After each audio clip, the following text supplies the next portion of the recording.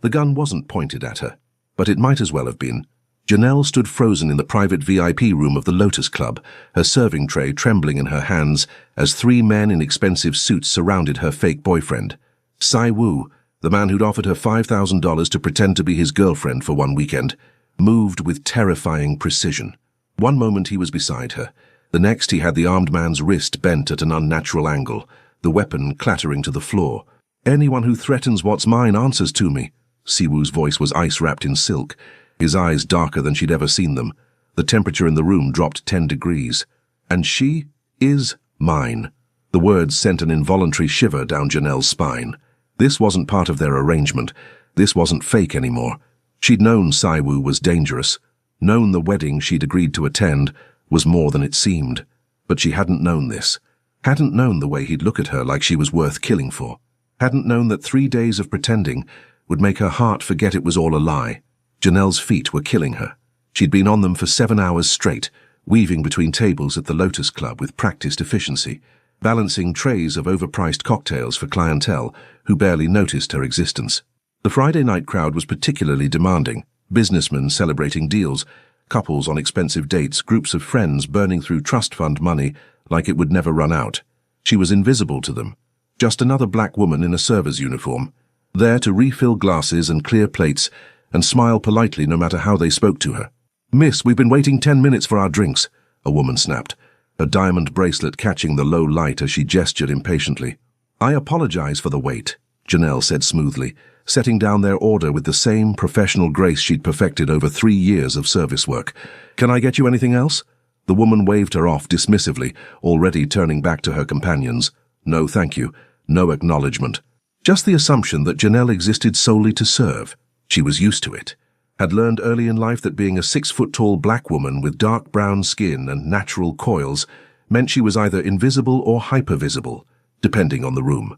Here at the Lotus Club, Manhattan's most exclusive Korean-owned establishment, she was definitely the former. Janelle moved toward the bar, mentally calculating her tips for the night. If she was lucky, she'd clear $300. Between this job and her morning shift at the diner in Harlem, she might actually make rent this month. Might even have enough left over to fix the leak in her bathroom that her landlord kept forgetting to address. Janelle. Marcus, the floor manager, appeared at her elbow with his tablet. "VIP room 7 needs service, high priority client." Her stomach sank. VIP rooms meant bigger tips, but also more demanding clients. And high priority was code for someone important who will make your life hell if anything goes wrong. "Can't someone else?" "He asked for you specifically." Marcus's expression was unreadable. "Said he saw you working the floor earlier, wants only you for the evening." A cold finger of unease traced down Janelle's spine. In her experience, when wealthy men asked for specific servers, it rarely ended well. "Marcus, I don't do private—" "It's not like that." He lowered his voice. "This is Siwoo Kang, owner's nephew, Korean Mafia. Though we don't call it that to his face, he's particular, but professional. Just keep his glass full and don't ask questions. Korean Mafia. Jesus." Janelle had heard whispers about the Lotus Club's true ownership, about the legitimate business empire that fronted for something much darker. She'd deliberately never asked questions, never looked too closely at the men in expensive suits who occupied the VIP floors, and spoke in low voices about shipments and territory. She needed this job too badly to be curious. "Fine," she said, straightening her shoulders. "What's he drinking?" "He'll tell you himself." The VIP room was on the 7th floor, accessible only by a private elevator that required a special key card. The hallway was quiet, insulated from the club noise below, decorated in sleek modern minimalism that screamed money. Janelle paused outside the door marked 7, took a steadying breath, and knocked. "Come in." The voice was deep, accented, and commanded immediate obedience. Janelle entered and immediately understood why Marcus had called this man particular. Siwoo Kang sat alone at a table positioned to overlook the floor-to-ceiling windows, showcasing Manhattan's glittering skyline. He was perhaps 35, devastatingly handsome in the way that made her throat go dry. Sharp jawline, intense dark eyes, black hair styled with casual perfection. He wore a crisp white dress shirt, with the top 4 buttons undone, revealing a muscular chest and the edge of what looked like a tattoo on his neck. Everything about him radiated controlled power. Danger wrapped in expensive cologne and tailored clothing. "You're Janelle." It wasn't a question. "Yes, sir. I'll be taking care of you this evening." She kept her voice professional, her expression neutral. "What can I get you to drink?" "Sit down." Excuse me?" "Sit." He gestured to the chair across from him. "I want to talk to you." Every instinct screamed at her to refuse, to make an excuse and leave. But this man was clearly someone important, someone who could get her fired with a single word. Slowly, carefully, Janelle sat. Siwoo studied her with an intensity that made her skin prickle. His gaze traveled over her face, her natural hair pulled back in a low bun, the curve of her neck before returning to meet her eyes. It wasn't lecherous, it was assessing, like he was evaluating whether she met some specific criteria. "How long have you worked here?" he asked. 3 years. "And before that?" "Various service positions." "Sir, if this is about my performance, I need a girlfriend for the weekend." The statement was delivered with the same casual authority as ordering a drink. "I'll pay you $5,000. Janelle blinked, then blinked again. "I'm sorry, what?" "My sister is getting married Sunday. My family has been pressuring me to settle down, stop being so focused on business. If I show up alone again, I'll spend the entire weekend dodging setups and lectures." He leaned back, his shirt pulling taut across his chest. "I need a date. Someone who can play the role convincingly. Someone who won't ask questions about my work, or try to extend the arrangement beyond the agreed terms. You want to pay me to pretend to be your girlfriend?" Her voice came out flat with disbelief. "Yes. Sir, I'm a waitress, not an escort. I'm not propositioning you for sex." His tone held a hint of irritation. "I need someone to attend a wedding with me, smile at my relatives, and act affectionate for approximately 48 hours. That's all. You'd have your own hotel room. No physical expectations beyond what's necessary to sell the illusion. Hand-holding. Perhaps a chaste kiss or two if the situation demands it." Janelle's mind raced. $5,000. That was 3 months of rent. That was fixing her car that had been sitting in the shop for 2 weeks. That was breathing room she desperately needed. But this man was Korean Mafia. Getting involved with him, even in a fake capacity, seemed like a spectacularly bad idea. "Why me?" she asked carefully. Something flickered in his dark eyes. "You're beautiful, poised. You handle difficult people with grace. I watched you deal with that rude woman downstairs without breaking character. And most importantly, you clearly need the money badly enough to consider this offer, despite every intelligent instinct telling you to refuse." The accuracy of his assessment stung. "That's pretty presumptuous. Is it wrong?" "No. God, no, it wasn't wrong." Janelle was 3 weeks behind on her electric bill, surviving on ramen and coffee, picking up every shift she could find. $5,000 was a lifeline she couldn't afford to refuse, no matter how suspicious the offer. "What exactly would I have to do?" Her voice was barely above a whisper. Siwoo's expression softened slightly. "Attend the wedding rehearsal dinner Saturday evening. The ceremony and reception Sunday. Meet my family, play the role of girlfriend, answer some questions about our relationship. I'll brief you on everything you need to know. My driver will pick you up Saturday morning. We'll return Sunday night." "And that's it? No strings?" "No strings. You walk away with $5,000 cash and we never see each other again." He pulled out his phone, typed something, and showed her the screen. "This is half up front. The rest when we return Sunday night." Janelle stared at the Venmo screen showing a pending transfer of $2,500. Her hands were shaking. This was insane. Absolutely insane. "I need an answer," Siwoo said quietly. "I leave in the morning." She thought of her eviction notice, her broken car, the humiliation of asking her mother for money again, the weight of being 28 years old and barely keeping her head above water, while everyone around her seemed to have it figured out. "Okay," Janelle heard herself say. "I'll do it." Siwoo's lips curved into something that might have been a smile if it had reached his eyes. "Good. Give me your number. I'll send you the details." As she recited her phone number, watching him enter it into his contacts under Janelle Weekend, she wondered what the hell she'd just agreed to. But when her phone buzzed with the notification of $2,500 hitting her account, the fear dimmed just slightly. Maybe she could survive this. Maybe, for once in her life, she'd catch a break instead of having to claw for every scrap of stability. She had no idea that this weekend would change everything. Saturday morning arrived too quickly. Janelle stood outside her worn brownstone apartment building in Harlem, clutching a borrowed overnight bag and second-guessing every decision that had led to this moment.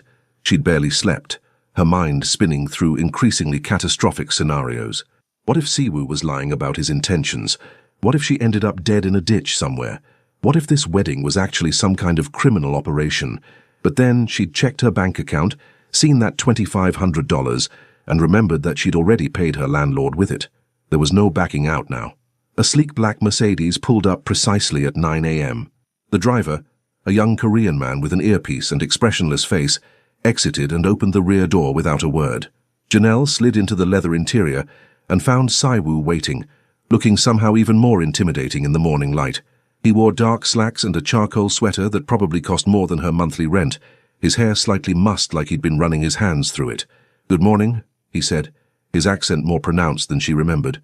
"Did you eat breakfast?" "I'm fine." "That's not what I asked." He produced a paper bag from a local bakery.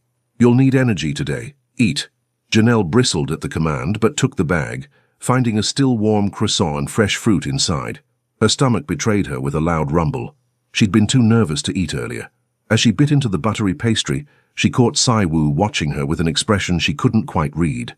"We need to establish our story," he said as the car pulled into traffic. "How we met, how long we've been together, basic information about each other." "Okay." Janelle pulled out her phone to take notes. "Where did we meet?" "At the Lotus Club 3 months ago. You were my server. I asked you out that night. And I said yes to a customer? That seems unlikely."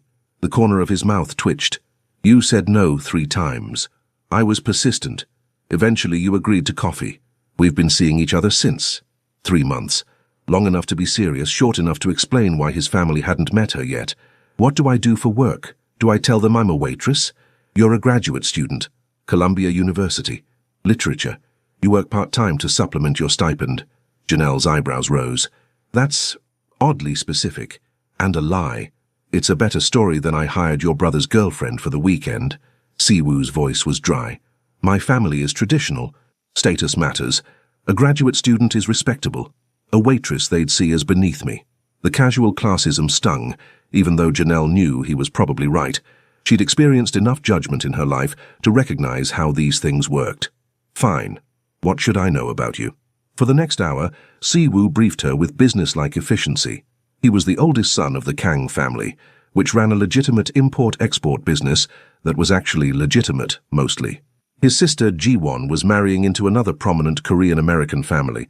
The wedding would have approximately 200 guests, mostly family and business associates. His mother was traditional and particular. His father was complicated. "Complicated how?" Janelle asked. Saiwoo's expression shuddered. "He has expectations. High ones. Just be polite. Let me do most of the talking around him, and we'll be fine." They stopped at a boutique in Manhattan's Diamond District, where a personal stylist was waiting. Siwoo handed Janelle a credit card. "Get whatever you need for the weekend. Rehearsal dinner requires cocktail attire. Wedding is formal. Plus anything else. Shoes, accessories, whatever." Janelle stared at the black card in her hand. "I can't. This is too much. Consider it part of the payment. You need to look the part." His eyes softened slightly. "I know this is strange. I know I'm asking a lot. But I keep my word, Janelle. Do this weekend for me and you'll walk away with your money and never have to see me again." Why did that thought suddenly feel less appealing than it should? The stylist, an elegant Korean woman named Mrs. Park, looked Janelle up and down with an assessing eye that reminded her uncomfortably of Saiwoo's initial evaluation. But instead of judgment, the woman's face lit up with professional enthusiasm. "Oh, she's gorgeous. Those cheekbones, that skin." Mrs. Park circled Janelle like a sculptor examining marble. "We'll make her absolutely stunning. Mr. Kang, you can wait outside." 2 hours later, Janelle barely recognized herself in the mirror. The cocktail dress for the rehearsal dinner was a deep emerald that made her brown skin glow, fitted perfectly to her tall frame. The wedding outfit was even more spectacular, a floor-length gown in midnight blue with delicate beading that caught the light. Mrs. Park had added jewelry, shoes, even a small clutch purse. "You look like you belong in his world now," Mrs. Park said quietly, adjusting the fall of the dress. "But remember, you always belonged in any world you chose to enter. The clothes just make it easier for others to see." The words hit Janelle harder than expected. She'd spent so much of her life feeling like she was on the outside looking in, pressing her nose against the glass of opportunities that seemed reserved for other people. People with money, with connections, with the right skin color, or the right background. When she emerged from the dressing room in the emerald cocktail dress, Saiwoo stood from where he'd been working on his phone. For a moment, just a heartbeat, his carefully controlled expression cracked, and she saw something raw flash across his face. "You look beautiful," he said, his voice rougher than before. "Perfect." The way he looked at her made Janelle's breath catch. This was pretend, she reminded herself. He was paying her to play a role.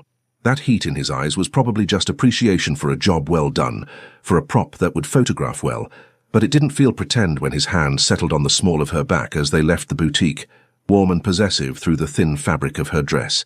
It didn't feel pretend when they stopped for lunch at a quiet Korean restaurant, and he ordered for her in fluid Korean before translating the menu, his eyes dancing with amusement when she admitted she'd never tried half the dishes. "You're about to discover that Korean food is life-changing," he said, and when the first plates arrived, he was right. The flavors were intense, complex, unlike anything she'd experienced. Siwoo watched her reactions with undisguised pleasure, occasionally reaching across to place the best bites on her plate. "Tell me something real about you," he said suddenly, surprising her. "Something not in the script." Janelle hesitated. "Why?" "Because I'm spending the weekend with you. I'd like to know who you actually are, not just who you're pretending to be." "Fair enough. I wanted to be a writer," she admitted. "Went to community college for 2 years, studied English literature. Had to drop out when my mum got sick. Needed to work full-time to help with medical bills, never went back." Something shifted in Siwoo's expression. "You could still go back. It's not too late. With what money? What time? I work 70 hours a week just to make rent." The words came out more bitter than she intended. "Sorry, you asked. Don't apologize." His hand covered hers on the table, and the contact sent electricity up her arm. "You're remarkable, Janelle. Working that hard, surviving on your own. That takes more strength than most people have." She pulled her hand away, uncomfortable with the intensity of his gaze. "It's not strength. It's just what you do when you don't have choices. There are always choices. Most people just don't have the courage to make the hard ones." He leaned back, creating distance again. "My family built their empire through hard choices. Sometimes I wonder if we made the right ones." There was something haunting in his voice, a glimpse of the man beneath the Mafia prince exterior. Before Janelle could respond, his phone buzzed. He glanced at it and stood. "We need to go. The rehearsal dinner starts in 3 hours. Time to meet the family." As they drove toward the venue, a historic estate in Westchester County, Janelle's nervousness returned full force. Siwoo must have sensed it, because his hand found hers in the space between them, fingers intertwining. "Just follow my lead," he said quietly. "And remember, for this weekend you're mine. Act like it." His words sent a shiver through her that had nothing to do with fear. The estate was breathtaking, all manicured gardens and elegant architecture. Expensive cars lined the circular driveway. As they approached the entrance, Siwoo's entire demeanor shifted. The man who'd been almost warm at lunch disappeared, replaced by someone cold and commanding. His hand on her back was no longer gentle, it was claiming. When they entered the reception area where family members mingled, every eye turned to them. To him, radiating power and danger, and to her, the tall black woman in the emerald dress at his side. "Siwoo!" A beautiful young woman in a white dress rushed toward them, clearly the bride, Ji-won. "You actually brought someone. I can't believe it. Ji-won, this is Janelle. Janelle, my sister." Siwoo's voice warmed slightly. "Try not to interrogate her too aggressively." Ji-won was already pulling Janelle into an enthusiastic hug. "Oh my God, you're gorgeous, and you're dating my impossible brother. Tell me everything. How did he trick you into this relationship?" Before Janelle could answer, an older Korean woman approached, her elegant hanbok and pearl necklace screaming old money. Her eyes swept over Janelle with the precision of a sniper assessing a target. "So," she said in heavily accented English, "this is the girl." Siwoo's hand tightened on Janelle's back. "Mother, this is Janelle. Janelle, my mother, Mrs. Kang." The temperature in the room dropped several degrees. This weekend, Janelle realized with creeping dread, was going to be much more complicated than she'd imagined. Mrs. Kang's smile was gracious, but her eyes were calculating. "How lovely to meet you, Janelle," she said, each word precisely enunciated. "Siwoo has told us so little about you. Come, sit. Tell me everything." It wasn't a request. Janelle found herself ushered to a private seating area, Siwoo's mother on one side, Ji-won on the other, while Siwoo was pulled away by his father and several other men in expensive suits. He glanced back at her with something that might have been concern before disappearing into the crowd. "So," Mrs. Kang began, her English flawless despite the accent. "You're a graduate student?" "Yes, ma'am. Columbia. Literature." The lie came easier than expected. "Literature. How artistic." The word wasn't quite a compliment. "And your family?" "Just my mother and younger sister. We're from Harlem." Janelle decided to stay as close to the truth as possible. My mother works in healthcare. My sister is finishing high school. I see. Mrs. Kang's expression was unreadable. And how did you meet my son? Janelle launched into their rehearsed story, acutely aware of Mrs. Kang's scrutiny. Ji-won at least seemed genuinely delighted, interrupting with questions about their first date and whether Si-woo was as bossy with you as he is with everyone else. He's protective, Janelle said carefully, but respectful. That's code for bossy, Ji-won laughed. My brother doesn't know how to not be in control. You must be special if he's actually letting someone into his life. Mrs. Kang's sharp gaze never wavered. You're very beautiful, Janelle, but beauty fades. What else do you bring to a relationship with my son? The question was borderline insulting, but Janelle kept her expression neutral. She'd dealt with this kind of subtle racism and classism her entire life, the assumption that she had nothing to offer beyond her appearance, that she was somehow less worthy. I bring myself, Mrs. Kang, my intelligence, my values, my strength. If that's not enough, then perhaps Si-woo and I aren't as compatible as we thought. She met the older woman's eyes directly. Though he seems to think I'm worth his time. For a moment, silence stretched between them. Then Mrs. Kang's lips curved into something that might have been approval. You have spine. Good. Si-woo needs someone who won't bend every time he gives an order. She stood, smoothing her handbag. We'll speak more later. As she glided away, Ji-won let out a low whistle. Holy shit, you just passed the test. She usually eats my brother's girlfriends alive. Well, not that he's had many actual girlfriends, mostly just... She cut herself off, looking embarrassed. Just what? Janelle asked, though she could guess. Let's just say Si-woo doesn't do relationships.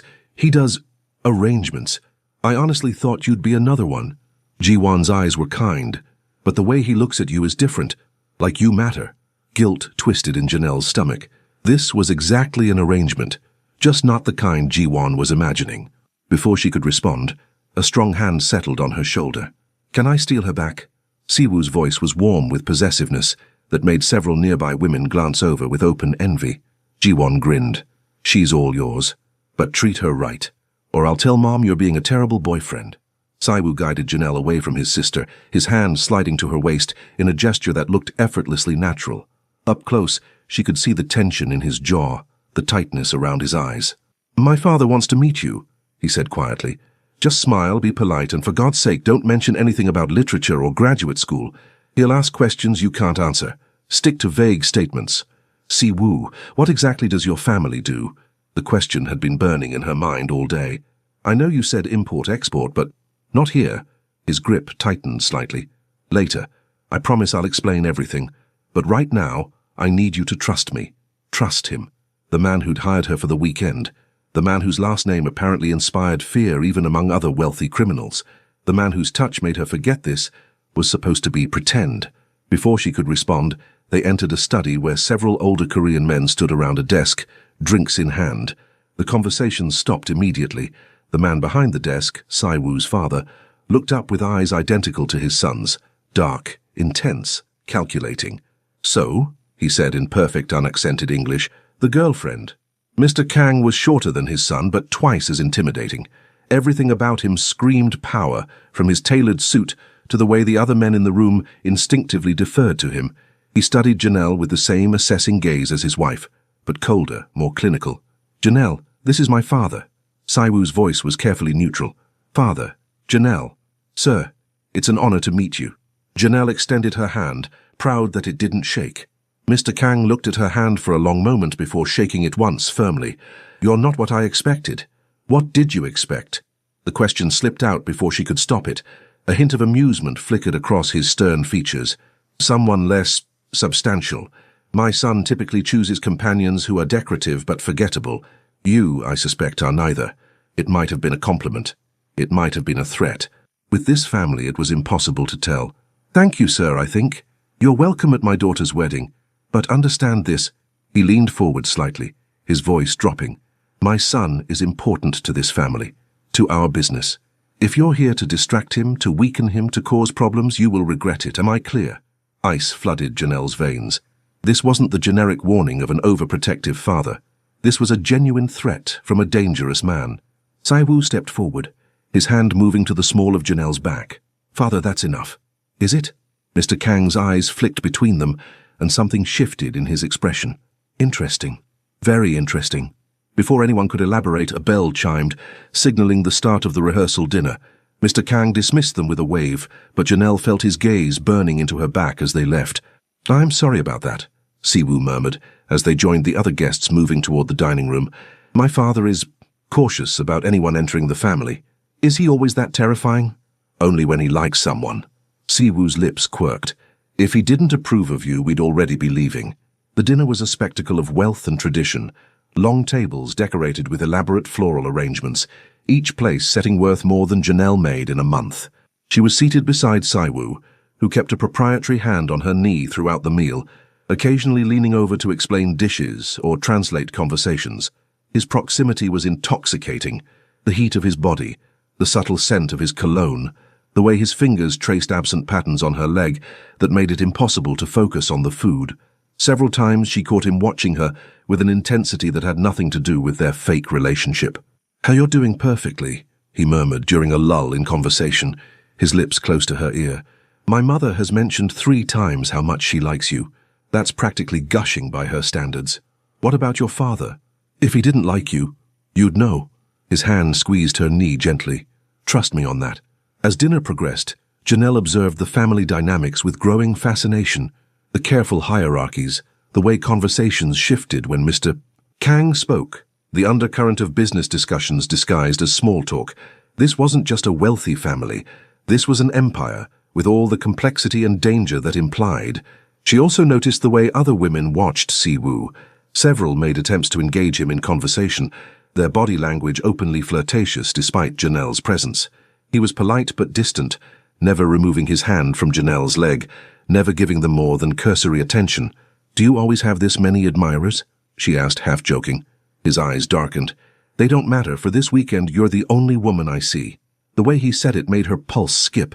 This was acting, she reminded herself. He was just really, really good at playing the role. But then why did it feel so real? After dinner, guests mingled in the garden under strings of fairy lights. Ji-won had put together a slideshow of childhood photos that played on a large screen, and Janelle found herself genuinely charmed by images of a serious-faced little Siwoo standing protectively beside his baby sister. "You were adorable," she said, nudging him gently. "What happened?" "Life happened." But there was warmth in his voice as he watched his sister laughing with her fiancé. "She deserves this. Deserves happiness. Someone who sees her for who she is, not what family she comes from." There was something wistful in his tone, almost envious. Janelle wondered if Siwoo had ever had that. Someone who saw him beyond his name, his power, his dangerous connections. "Sir, there you are." A young Korean man in an expensive suit approached, his expression urgent. "We have a situation. The shipment from—" He cut off abruptly, noticing Janelle. Siwoo's entire demeanor changed. The warmth vanished, replaced by cold authority. "Not now, Taemin." "But sir, it can't wait." "I said, not. Now." The command in Siwoo's voice made the younger man physically step back. "We'll discuss this later." Taemin glanced nervously at Janelle before nodding and disappearing back into the crowd. The moment he was gone, Siwoo's expression softened again, but the warmth didn't quite return to his eyes. "I need to make a call," he said quietly. "Will you be all right here for a few minutes?" "Of course. I'll—" Janelle gestured vaguely toward the other guests. He lifted her hand to his lips, pressing a kiss to her knuckles that made her breath catch. "Don't wander too far, and if anyone makes you uncomfortable, come find me immediately." Then he was gone, disappearing toward the house with his phone already at his ear. Janelle stood alone in the garden, still feeling the ghost of his lips on her skin, trying to remember that none of this was real. "So?" a male voice said behind her, smooth and cold. "You're Siwoo's latest acquisition." Janelle turned to find a tall Korean man in his 40s watching her, a champagne glass in hand and cruelty in his smile.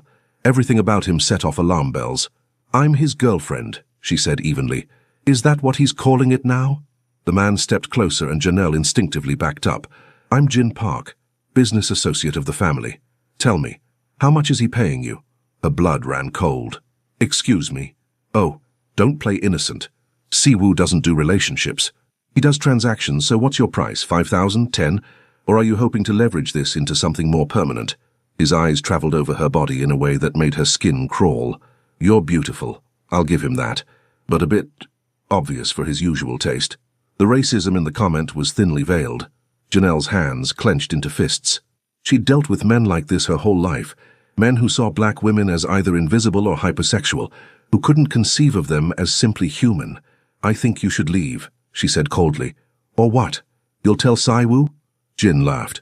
"Sweetheart, we've been friends since childhood. He'll choose me over a paid companion any day." "Choose you for what?" Saiwoo's voice cut through the garden like a blade. He appeared beside Janelle so quickly she almost jumped, his entire body radiating controlled fury. Jin's smug expression faltered. "Siwoo, I was just leaving." Siwoo's voice was ice. "Before I forget, we're at my sister's wedding and do something we'll both regret." The threat hung in the air like smoke. Jin's face went pale. He muttered something in Korean and retreated quickly, nearly stumbling in his haste. The moment he was gone, Saiwoo turned to Janelle, his expression fierce. "Did he touch you?" "No, he just—" Her voice shook slightly. "He implied that you were paying me to be here." Siwoo's jaw clenched so hard she heard his teeth grind. "That bastard! I should have—" He caught himself, taking a deep breath. "I'm sorry. Jin has always been an asshole, but that was unacceptable. It's fine. I'm used to—" "Don't." His hands came up to cup her face, the touch gentle despite the fury still simmering in his eyes. "Don't say you're used to being disrespected. You deserve better than that." They were standing too close. His thumbs traced her cheekbones, his gaze locked on hers with an intensity that made the rest of the garden fade away. This was supposed to be fake, a performance, but there was nothing fake about the way her heart hammered against her ribs, the way heat pooled in her stomach, the way every nerve in her body seemed attuned to his presence. "Saiwoo," she whispered, not sure what she was asking for. His eyes dropped to her lips. For a heartbeat she thought he might kiss her, really kiss her, not the chaste performance they'd discussed. The air between them crackled with tension so thick she could barely breathe. Then his phone buzzed. The moment shattered. Siwoo stepped back, his professional mask sliding into place as he checked the message. Whatever he read made his expression darken further. "We need to go," he said abruptly. "Now." "What? Why?" "There's been a complication. Business matter. We need to return to the city tonight." He was already guiding her toward the house, his hand firm on her back. "Get your things. 5 minutes." The ride back to Manhattan was tense and silent. Siwoo spent the entire drive on his phone, speaking rapid Korean in a tone that made even the driver look nervous. Janelle sat in the back seat, her mind spinning with questions she didn't dare ask. When they pulled up to a high-rise building in Tribeca, not her Harlem apartment, Saiwoo finally looked at her. "You're staying here tonight," he said. "It's not safe for you to go home right now." "What? Siwoo, you can't just—" "Please." The word stopped her cold. Siwoo didn't strike her as someone who said please often. "I'll explain everything. But right now, I need to know you're somewhere secure. Just for tonight. Against every survival instinct." Janelle nodded. The penthouse apartment was stunning, all floor-to-ceiling windows and modern furnishing. Siwoo led her to a guest room, then paused in the doorway. "I never should have involved you in this," he said quietly. "I thought it would be simple. A weekend, nothing more. But things are complicated and you deserve to know the truth." "What truth?" "That I'm not just Korean Mafia, Janelle. I'm the heir, and someone just tried to kill me tonight." Janelle's knees went weak. "What?" The word came out barely above a whisper. "Someone tried to—" "That's why Taemin interrupted dinner. There was an attempt on my life earlier today. Car bomb meant to go off when I started the engine this morning. Except I had you picked up first, so the timing was off." Siwoo's face was carved from stone. "If I'd been alone, following my usual schedule, I'd be dead." The room tilted. Janelle grabbed the doorframe for support. "Oh my God." "You're safe," he said quickly, stepping closer. "You were never the target, but I can't risk someone using you to get to me. Not until I've dealt with this." "Dealt with this?" "Siwoo, someone tried to blow you up." "Shouldn't you be calling the police?" She cut off at his expression. "Right, because you're the Mafia. The police aren't exactly an option. I have people handling it. But you need to stay here tonight where I know you're protected. Tomorrow we'll finish the wedding as planned. Then this arrangement ends. You get your money, you walk away, and you never have to think about me or my world again." He said it like it was that simple. Like she could just forget this weekend. Forget him. Forget the way he'd looked at her in the garden like she was the only person in the world who mattered. "Who's trying to kill you?" she asked. "I don't know yet. Could be a rival organization. Could be someone inside my own family. In this business, enemies come from every direction." His voice was bitter. "This is why I don't do relationships, Janelle. Everyone close to me becomes a target." The confession hung between them. Janelle understood suddenly why a man as powerful as Saiwu would hire a stranger for a weekend, not just to appease his family, but because genuine connection meant genuine vulnerability. "Is that really the only reason you hired me?" The question slipped out before she could stop it. "Because I was safe? A stranger who couldn't be used against you?" Siwoo's eyes met hers, and in them she saw something raw and wounded. "At first? Yes. But then I watched you handle my mother's interrogation without flinching. Watched you call my father Sir, while looking him straight in the eye like you had every right to be there. Watched you defend yourself against Jin's racism with such grace, I wanted to put my fist through his face." He stepped closer, his voice dropping. "You were supposed to be a prop, a convenient solution. Instead, you're the most real thing I've encountered in years." Janelle's breath caught. This couldn't be happening. He was her employer. This was a transaction. She couldn't actually be developing feelings for a Korean mafia boss she'd known for barely 36 hours. Except she was. "Siwoo." "Don't." He held up a hand. "Don't say anything. We have one more day of this arrangement. Let's just finish what we started. Tomorrow you'll be free. Free of me, free of this dangerous world. That's what you deserve." He turned to leave, but Janelle's hand shot out and grabbed his wrist. The contact sent electricity through her arm. "What if I don't want to be free of you?" The words hung in the air between them, charged and terrifying. Siwoo stared at her hand on his wrist, then slowly, so slowly, his fingers wrapped around hers. "You don't know what you're saying," he said hoarsely. "You don't know what being with me really means. Then tell me. No more evasions, no more half-truths. Tell me who you really are." For a moment she thought he'd pull away, retreat back into that cold armor. Then his shoulders sagged slightly, and he pulled her into the apartment's living room, sitting on the leather sofa and gesturing for her to join him. "My family runs one of the largest Korean organized crime syndicates on the East Coast," he began, his voice flat. "Import-export is real. We do move legitimate goods. But we also control gambling, protection services, and strategic business acquisitions. My father built this empire from nothing when he immigrated 40 years ago. Now we have ties to organizations in Korea, connections with the Yakuza, agreements with the Italian families." He ran a hand through his hair, mussing it. "I was groomed for this from childhood, trained to lead, to make hard decisions, to never show weakness.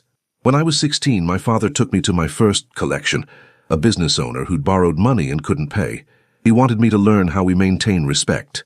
Janelle stayed silent, sensing he needed to get this out. "I watched my father break that man's hand," Saiwu continued, his voice empty of emotion. "Methodically, calmly. Then he handed me the hammer and told me to break the other one, to show I was strong enough to lead." "Did you?" Janelle whispered. "No, I refused. In front of all his men, I refused. My father beat me unconscious that night." Siwoo's laugh was hollow. "But he also never questioned my authority again. Turned out there are more effective ways to maintain control than violence. I learned to use fear, leverage, intelligence. I'm better at this than he ever was, and it kills him. That's why he warned me about weakening you," Janelle realized. "He thinks emotions make you vulnerable. They do. In this world, caring about someone gives your enemies a weapon." He finally looked at her, and the anguish in his eyes made her chest ache. "That's why when I saw you standing in that VIP room, I knew you were perfect. Beautiful, smart, strong, but ultimately temporary. Someone I could want without ever actually having. Except it's not temporary anymore," Janelle said softly. "Is it?" "No." The admission seemed torn from him.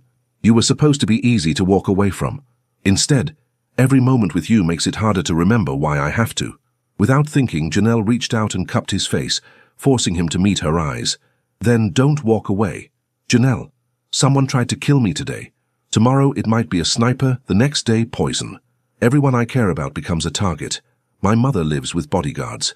My sister had to sign a prenuptial agreement that includes security protocols. Is that what you want? To spend your life looking over your shoulder?" "I already spend my life looking over my shoulder," she shot back. "I'm a black woman in America, working 3 jobs to survive. You think I don't face danger? Don't face threats? Don't have to constantly be aware of my surroundings, my words, my mere existence, because the world has decided people who look like me are expendable?" Saiwoo's eyes widened slightly. She pressed on. "Your father threatened me tonight because he thinks I'm not good enough for you. Jin made racist comments because he assumes I'm only here for money. Your mother interrogated me like I was a suspect in a crime. And you know what? I've dealt with that my entire life, so don't tell me your world is too dangerous for me. I survived getting here. I can survive anything. For a long moment, Sai Wu just stared at her. Then, without warning, he pulled her against him and kissed her. It wasn't like the chaste kiss they discussed for show. This was hungry, desperate, real. His hands tangled in her hair, her arms wrapped around his neck. And for a perfect moment, nothing existed except the two of them and this impossible, irrational connection that had formed in barely 2 days. When they finally broke apart, both breathing hard, Sai Wu pressed his forehead to hers. "This is insane," he murmured. "Completely," she agreed. "I'm still paying you. I'm still taking the money." He laughed, and the sound was genuine, unguarded. "God, you're incredible." They stayed like that, wrapped together on the sofa, as Sai Wu made quiet phone calls in Korean, and Janelle dozed against his chest. At some point he carried her to the guest bedroom, but instead of leaving, he lay down beside her, fully clothed, his arms protectively around her. "Tomorrow we finish the wedding," he said into the darkness. "Then we figure out what the hell we're doing." "Okay," Janelle whispered. "And Janelle, yeah, thank you for being brave enough to want this, to want me." She turned in his arms and kissed him again, softer this time. "Thank you for giving me a reason to be brave." They fell asleep like that, tangled together, while outside the penthouse windows, New York City glittered with 1,000 dangerous possibilities. Neither of them knew that tomorrow would test their newfound connection in ways they couldn't imagine. The wedding was beautiful. Ji-won looked radiant in her traditional hanbok before changing into a modern white gown for the ceremony. The venue, a historic mansion in Westchester, was decorated with thousands of white flowers. Guests filled every seat, a mix of elegant Korean families and clearly connected business associates. Janelle sat in the third row beside Mrs. Kang, who'd insisted on the placement. "You're practically family now," she'd said with a knowing smile that made Janelle wonder how much the woman actually suspected. Si-woo stood at the altar as his sister's escort, devastatingly handsome in a tailored black suit.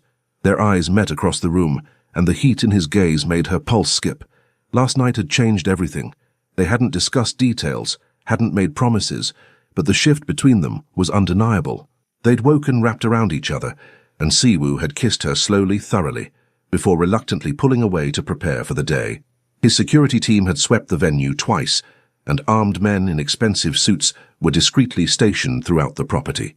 The ceremony was lovely, a blend of traditional Korean customs and modern vows. Ji-won cried. Her fiancé looked at her like she hung the moon. Even Mr. Kang's stern expression softened as he walked his daughter down the aisle. Janelle found herself unexpectedly moved. This, family, commitment, love, felt genuine in a way she hadn't expected from a Mafia dynasty. These weren't just criminals. They were people with relationships, traditions, moments of authentic connection. During the reception, Si-woo claimed her immediately for the first dance. His hand settled possessively on her waist as they swayed to the music, his body pressed against hers in a way that was definitely not appropriate for a family event. "You look stunning," he murmured against her ear, his breath warm on her skin. The midnight blue gown from the boutique fit perfectly, and she'd worn her hair natural, coils free and wild. "You clean up pretty well yourself," she said, running her hand along his shoulder, "though I preferred you in the shirt with the buttons undone." His eyes darkened. "Later, after the wedding, we're going to talk about that comment and exactly what it means." The promise in his voice made heat pool low in her stomach. Around them, other couples danced, but Janelle only saw Si-woo, the intensity of his gaze, the possessive way he held her, the slight smile playing at his lips. "Your family is watching," she noted. "Let them watch." He spun her slightly, pulling her even closer. "Let everyone see exactly whose you are." "Whose I am?" She raised an eyebrow. "Pretty presumptuous." "Is it?" His lips brushed her temple. "Tell me I'm wrong. Tell me last night didn't mean anything. Tell me you can walk away at the end of this weekend and never think of me again." She couldn't. God help her. She couldn't. "You're impossible," she whispered. "You love it." He was right. Against all logic, all survival instinct, she was falling for this dangerous, complicated, impossible man. The moment shattered when Taemin appeared at Si-woo's elbow, his expression urgent. "Sir, we have a problem. Now." Si-woo's entire body tensed. "What problem?" "Not here." Taemin's eyes flicked to Janelle and away. "Private." Si-woo's jaw clenched. "Find Jae-sung. Tell him to stay with Janelle. Don't let her out of your sight." Fear spiked through her. Si-woo, "It's fine," he said, but his expression said otherwise. "Just a precaution. Stay with Jae-sung, I'll be back in 10 minutes. He kissed her forehead, quick, reassuring, and disappeared with Taemin. A moment later, a tall Korean man in his 30s approached, his earpiece and alert eyes marking him as security. Miss Janelle, I'm Jae-sung. I'll be staying close until Mr. Kang returns. Is something wrong? Just protocol, miss. Except it wasn't just protocol. Janelle could see other security personnel mobilizing around the perimeter, could feel the subtle shift in energy as several of Mr. Kang's men moved into defensive positions. Something was very wrong. The answer came 30 minutes later, when Siwoo strode back into the reception hall, his expression murderous. He went straight to his father, and the two men had a heated conversation in Korean that drew alarmed looks from nearby guests. Then Siwoo was at Janelle's side, taking her arm with barely controlled urgency. We're leaving. What? Why? No questions. Please, just trust me. His tone brooked no argument. Janelle let him guide her through the crowd, Jae-sung and several other security men forming a protective circle around them. They were almost to the exit when a commotion erupted from the main entrance. Raised voices, shouting in Korean. Then, a gunshot. The reception hall exploded into chaos. Guests screamed and dove for cover.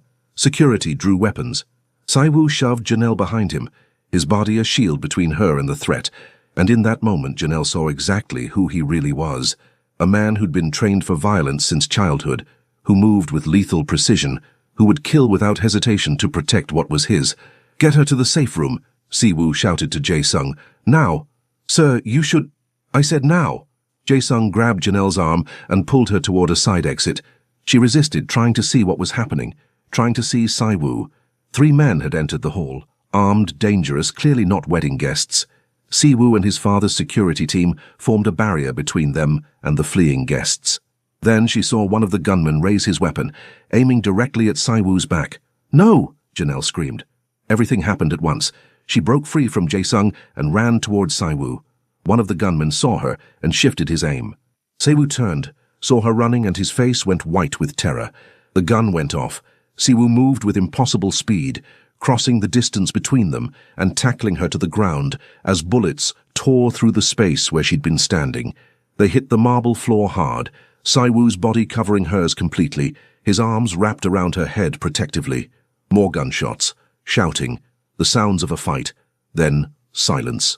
Siwoo's entire body was shaking against hers.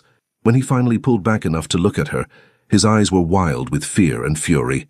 "Are you hurt?" he demanded, his hands running over her frantically, checking for injuries. "Are you shot? Janelle, answer me." "I'm fine," she gasped. "I'm okay. Are you—" He kissed her, hard, desperate, claiming. When he pulled back, his expression was raw. "Don't ever do that again," he said hoarsely. "Don't ever risk yourself for me. Do you understand? Never. You were about to be shot. I don't care." His shout echoed through the now silent hall. "You think I give a damn what happens to me if you're dead? You think any of this matters without you?" The confession hung between them, devastating in its honesty. Around them, security was restraining the gunman. Guests were being escorted to safety. Ji-won was crying in her new husband's arms. But all Janelle could see was Siwoo's face, the love and terror warring in his expression. "You saved my life," she whispered. "You saved mine first." He helped her to her feet, his hands never leaving her body.